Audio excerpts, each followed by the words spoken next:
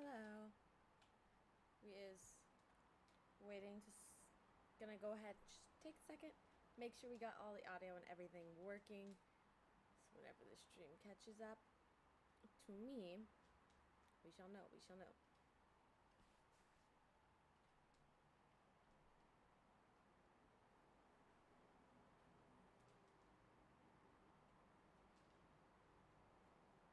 Interesting. My mic's audio is super quiet. So let me bring it back down. Maybe move the mic a tish closer to me. I don't know why my mic's audio is so darn quiet on the Your mic stream. audio? Yeah. Turn it up in the mixer. Do- That like little drag arrow? Yeah, does it not turn up the gain? No. It's just gonna produce what the. Yeah, you should be fine. So you always want your voice to kind of just be in like the yellow. Okay. So just like do like that's me. So, yeah. Is yellow not too loud? No. Ooh. Red can be a little too loud.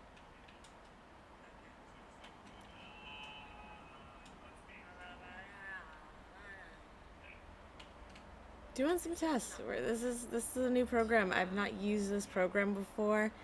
When I'm doing my streams for YouTube, I've used it for Twitch, and it seemed fine for Twitch. Maybe it was too quiet over on Twitch. Yeah, We'll see what happens. Apparently, I was too quiet on Twitch too. I'm just learning, guys. We're learning. This should be better. But yeah. Salutations, friends. My name is Brianna Bond, otherwise known as No Ordinary Scholar. Really quick, just throwing it out there. That there image you saw at the very beginning on the starting screen, this is the wrong book. That's what happens when you have so many books that you've written just kind of in place. This one. This is the first book of my new series, The Queen of Thieves. This is the book 1, A New Throne. Working super hard on that. Working on getting number 2 out there for you. We're doing it. We're doing it. If you ever watch my Twitch streams, a lot of the times I am working on this series. But today, right here, right now, we are actually here to talk about No Conscience by Phil. We'll call him Philly Doo because for some reason his last name escapes me right now. But here are the things you need to know about the story that goes on. First and foremost, before I even get into the plot, let me tell you, this is not a family-friendly book. So if you want to go over and read it again in your own time, know that things can get a little graphic. So there's that. But first things first, we have the main character, Wes Shaw. He is the eldest of this big family, and he, unlike any of his other siblings, was regularly abused by his mother and his stepfather. Number 2, he later finds out that, because his whole life his mother has been telling him his father was this great man, loved each other so much, and then his father passed away. Sorry, we're just going. And then his father passed away in an accident. That's not true. He finds out that he is actually the product of a convicted rape. And we'll get into that in a second. But so his father is actually not dead. He ends up going to meet him. Continuing off of that, Wes goes and meets his actual father, who tells him that his mother was lying about the whole rape thing. And so Wes ends up doing some digging on his mother, because at this point he's very distrustful of his mother at this point, because again, he was always felt like he was being treated differently in the family. And then to find out that his father was not who he thought his father was made him feel a little distrustful of his mother. So he started doing some digging, and he found a lot of lies that his mother told. Wes confronts his siblings about it, but they all take his mother's side on every single aspect of everything that she's lied about. And in the end, we find out that Mary is like a complete sociopath. So That's fun. And when we're talking about lies, I'm talking about the specific ones that do seem like they were really lies are, and there's some other ones I'm going to talk about here in a second, but I'm talking about Wes's mom convinces her son Matt that while he was deployed for the military, his wife cheated on him, and so Matt ends up cheating on her at the beginning of the story. He ends up cheating on her with Wes's girlfriend. And those are kind of the types of lies that we're talking about when we're talking about the lies that Mary has told that for sure seem like lies. But there are some things that they act as if it is a lie, but based on everything the character says, thinks, does, seem completely true, or it's very gray space. For instance, there's a whole thing where the only daughter of the family, Colleen, is married to a black man, and there's this whole bit about how her husband, Greg, has been told by a very, very respectable source that Wes is a racist. Now, for the specific reason that they give, the specific example that they have said, and that they're combating whether or not this is racist or not, is when they had a child, Wes was like, hey, is she going to get bullied, or is she going to feel left out because she is not completely white, she's not completely black? And realistically, that is a concern that these parents should have. That is an identity. Excuse you. That is, yes, this child is at risk of getting bullied because of that. Yes, this child is at risk of having like an identity crisis because of that. I'm a mixed kid. I know this is an actual thing that you can go through when you're mixed. And that specific thing is not racist, but he is a racist. Throughout the rest of the book, you see him, anytime he sees a black person, get unbelievably like scared and nervous and immediately start thinking, oh my God, if I say anything to him, if I go near them, they're going to attack me. That's racist. And so that is one of the points where they're trying to say, oh, she's telling people that he's racist, but he's not actually racist because the specific thing that he has said is not racist. And while I do think that specific thing that he had said does have merit and is a concern that you should look out for in the world that we live in today, that is something you should keep in mind. The other behaviors of this character make him racist. Another one that they were using as evidence for her was, like, there are three more that they were trying to use as evidence against her. One of them was this whole scene where Wes and his actual father, Joe, they're going out to Mary's neighborhood where she grew up to see if anyone has any information about her that would make it seem like maybe she's not as truthful as she seems. And they go and they're knocking on doors, and a cop tells them they have to go away. And he sneaks back into the neighborhood so he can ask an old woman that was spying on them. And this old woman essentially says that she had seen Mary give some guy a blowjob in a car. And that has nothing to do with anything whatsoever in this story. So, like, that was a scene that felt completely useless. Because that had nothing to do with a specific lie that she had told or anything that would actually be detrimental to anyone else, you know? There was that. There was also an issue with Mary's mother. Was very elderly. She had Alzheimer's, and she needed a lot of care.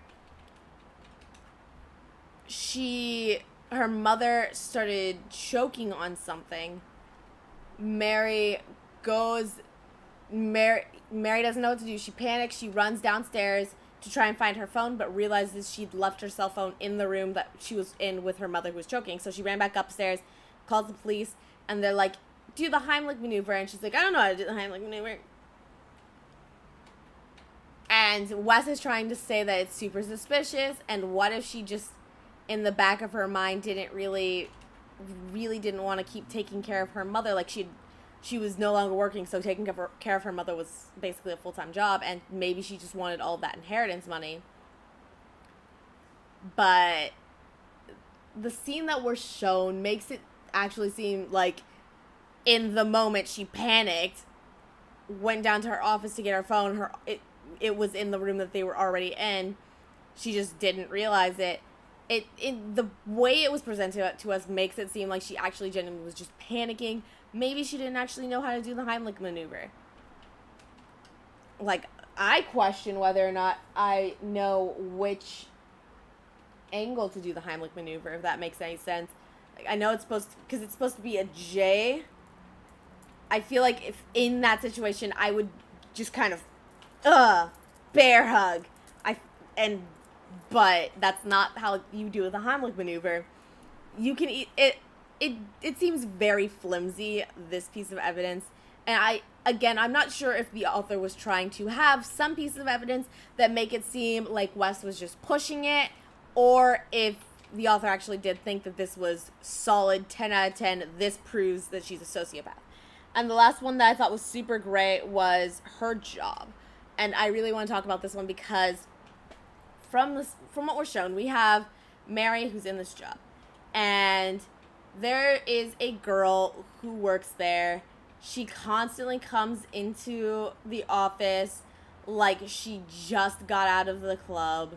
Like, her hair's a mess, her heel's broken, she might be a little drunk still. And several times she has told this woman, you're not pulling the numbers you need to be doing, you keep coming to work in this inappropriate state. This is your second warning. If we have to talk to you again, you're going to be fired. And Mary is the HR rep. The actual manager of the place is like, hey, let up on her. She and I go to church. What am I supposed to tell her parents if we end up firing her? And it seems genuinely like you have this woman who should not have gotten this job in the first place, but fucking nepotism, just buddy, all these buddy systems. That's how she got the job, and her boss is putting pressure on her to keep that up. And this is the hard part, because this is something shown through a third person narrator, and that might be also why some of these areas seem awkward, seem a little more flimsy than it's maybe intended to, because it's shown from third person. And so when you have a third person narrator, they should not have the perspective. They should not be seeing things in the same way the character does. They should be telling you how the character sees things, but they should not see the events as the same way as the character. So if this girl is actually doing a great job, this girl is actually coming to work nice and fine, maybe just with a wrinkle or two in her shirt, but Mary thinks this girl is a mess. Mary thinks this girl is not doing what she needs to be doing. Then the narrator should be saying, this is Mary, this is what Mary thinks, this is what's going on, this is what Mary thinks. Because the third person narrator is essentially just telling us all of the events. So it's not that we're seeing them change point of view. We're not seeing a point of view change between characters. We are seeing one person who is outside of the whole story looking at different characters, and they're telling the whole story from their point of view. And so that's why there were some issues that were super flimsy, because again, you have this girl who seems like someone that really should lose her job, and then Mary's fighting the boss there about him wanting to keep on this person because they're friends. She ends up leaving her job. She tells the family she's quitting so she can stay home, take care of her mother. But Wes does some digging and finds out that she didn't actually graduate from from the school or get the degree that she had told them she had, so they were considering they fired her and were considering passing legal actions. And it's granted, the whole thing about her degree does seem a little sketch, but in this day and age, you need a degree for basically any job. You need a degree for so many jobs, and it can be hard to get that first step into a lot of entry-level positions without having a degree. So it's not, I don't recommend it, but I'm not necessarily considering lying about your degree. Sociopath levels of tomfoolery. But again, wouldn't recommend doing that.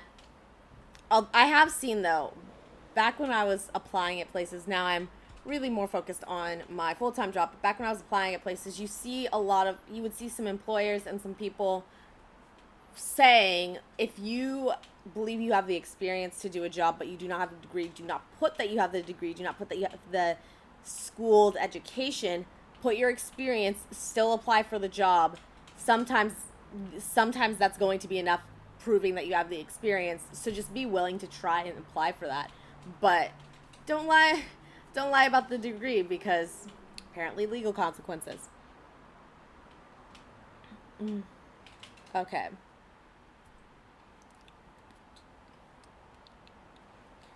One thing, because at the beginning of the book, you see them try and point towards Wes actually being the sociopath.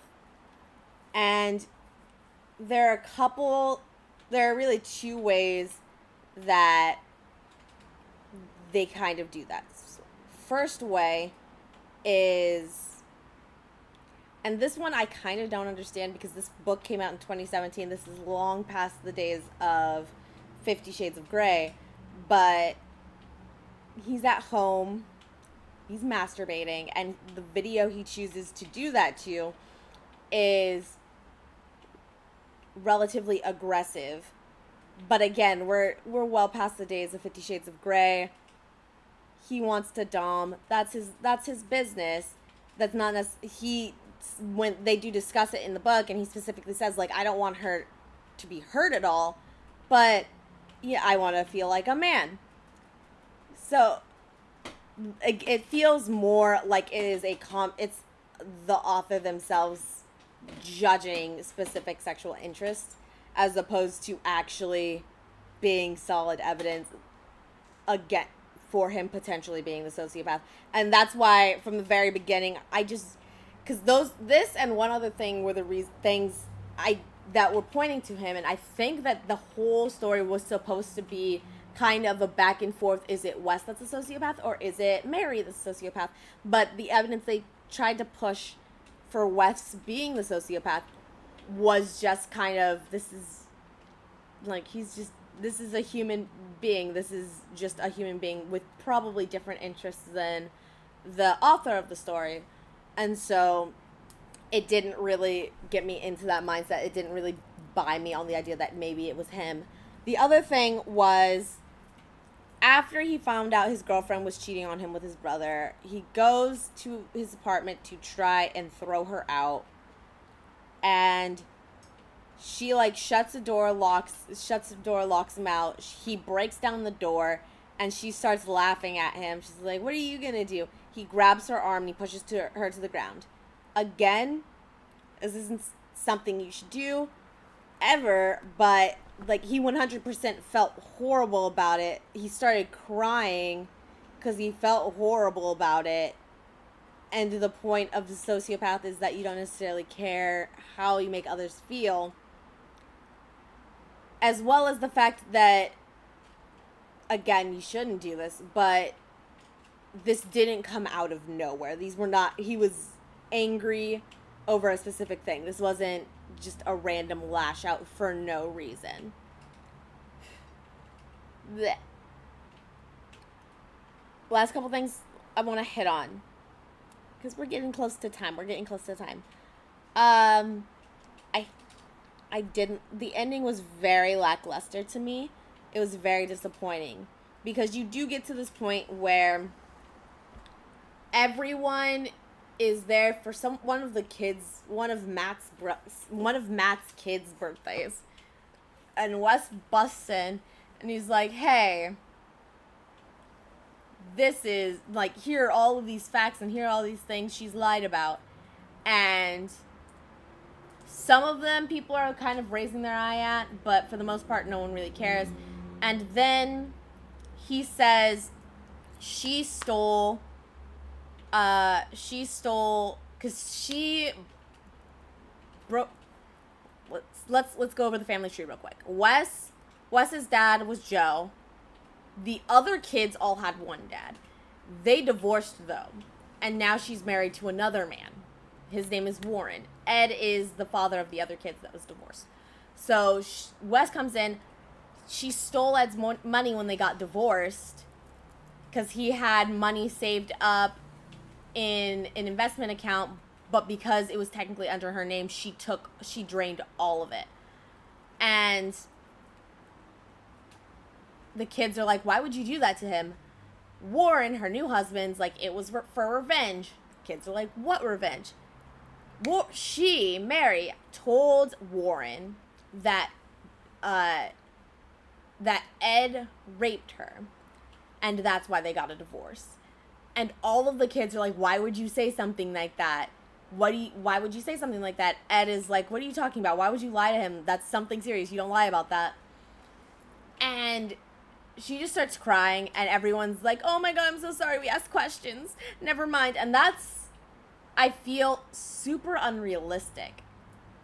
Because love your mom or not, loyalty to your mom or not, that's something that's also their father. And that's something, a very serious accusation that they should get answers about. And then, but they never ask questions again. They just drop it.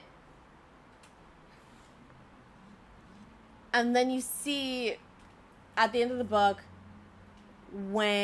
because that's not where the book ends. I would have, again, it felt, that was a very high climactic point. The falling action of the book felt very dead to me, because it was, you have this huge moment, and then Wes goes over to Joe and is like, "I believe you," because she's lied like this before. And they're starting to bond. And then after that, you get random, because the time jumps in this book are really rough. It can be hard to know how much time has passed, but you get time jumps of probably a couple of years, something like that, maybe a year. And she's having a Christmas party, and Warren, she used the inheritance money to buy her and Warren, a beach house. And she bought Warren a new car, and she spent so much money. Then later on, Warren comes in and is like, "Hey, the beach house is not doing nearly enough. No one's really renting it, and when they do rent it, it's not the amount we thought we'd be able to get for it. We're out of money. We're gonna go into debt, and you have to tell the kids, because we give money to these kids monthly, so we can have them be in nice mansions nearby. We can't afford to do that anymore. They can't afford these mortgages. You have to tell them." And so she goes and she makes a plan. We see first that she makes a plan to liquidize all of their funds, essentially take all of the money and put it into a secret account, and then divorce Warren. And she goes and tells her kids that Warren has a gambling problem. They don't have she doesn't have the money to keep paying for their mortgages. She doesn't have the money to keep paying for any of the things she's paying on for herself. She's going to get a divorce from Warren because of his gambling problem. They have lost all their money. And, of course, all the kids... At first, the kids were like, "How are we going to... Like, we should have stayed in our smaller areas. You wanted us to move closer. You're helping us pay so we can live closer. Now we can't do that. We're going to lose everything." And then she started crying, and they're like, oh no, it's okay, Mom, we'll figure it out. We'll figure it out. Don't you dare sell anything, because she's offered, I'm going to just sell everything. I'm going to sell the house, so that way I can help you guys. And they're like, no, don't you sell a darn thing. We'll figure it out all on our own. And it just, I didn't need, it was interesting to see that whole bit, but it felt so dead. It felt like it lost all of the momentum. It felt like the story had already finished, and I was just kind of seeing some runoff from it. My biggest issue with the book is that there's so many times that read like I was just reading a list of facts, and those parts would get pretty painful to read. The most painful, and this one was by far it was different from the rest of them because it was an actual list of facts. It was literally an email Wes had sent to his siblings, the very last thing he ever talked to them about, and he's like, hey, this is a lot of information about sociopaths. And he sent a full, 5 pages of lists about sociopaths and how they behave. And I'm sure, had I read that, it would have tied into a lot of things that happened in those last couple chapters with Mary.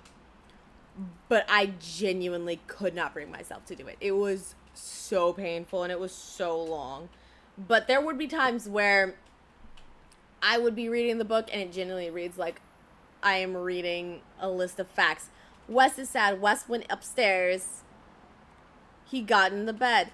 And I think the biggest issue is because there would be times where there wasn't variety in the types of sentences. It would be a lot of simple sentences. He did this. He did that. He moved there. The couch was cold. Just a list of those all in a paragraph. And it wasn't pleasant to read. It was very boring. It was very dry. So you could be giving very interesting description. You could be giving very interesting and very detailed descriptions, but because it is presented in a rough way, it's hard for me to very much get into the story. It feels like I am reading a research document or just a paper of some sort, not being told a story. But despite that, when I did rate it on Goodreads, I gave it, I believe, all 5 stars because I think even where the writing was rough, and even though there were some pieces of the story that I felt kind of didn't work the way they were expected to, I did think the story itself was very interesting, and it was done well enough. The development of the story was well enough to where I thought I got a full and a very interesting story throughout all of this.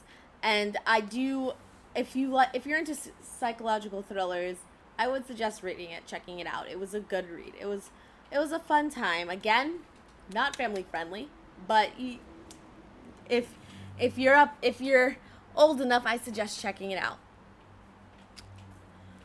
That's all for today. We hit the time. Again, like I said, The Queen of Thieves and the Throne, available for you to purchase on Amazon.com. There's that. I will be posting the next book that I'm going to be reading over on my Instagram, and that is actually going to be the last book that I'm reading for this season. Then we're going to have some changes going around, and I'm super excited for those. But until next time, Valedictions, friends.